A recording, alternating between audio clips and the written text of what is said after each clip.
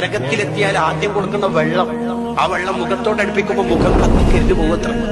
ഒരു തുള്ളി കുടിച്ചിട്ട് മതി എന്ന് പറയാൻ പറ്റുമോ? ഒരു തുള്ളി കുടിക്കുമ്പോഴേക്ക് അവന്റെ ആന്തരിക അവയവം മുഴുവൻ കത്തി ഉണങ്ങിപ്പോകും, കരിഞ്ഞ് കലങ്ങിപ്പോകും. ഒരു തുള്ളി കുടിച്ചിട്ട് മതി എന്ന് പറയാൻ പറ്റുമോ?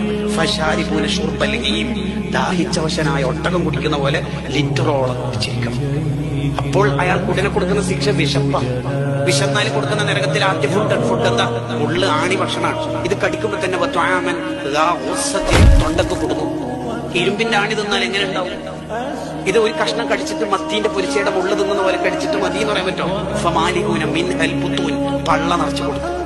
ഇവിടെ തഫാസീറുകളിൽ കാണാം ചാക്ക് നിറച്ച് മുള്ളി ഇങ്ങനെ തീറ്റിപ്പിക്കും. ഇത് വിശപ്പിന്റെ കടുപ്പ് കൊണ്ട് തിന്ന് തിന്ന് തിന്ന് പിന്നെ ദാഹം, പിന്നെ കുടിച്ച് കുടിച്ച് കുടിച്ച് വിശപ്പ്. യത്തൂഫൂന ബൈനഹ ബൈന ഹമീമിൻ ആൻ, അങ്ങോട്ടും ഇങ്ങോട്ടും തവാഫ്.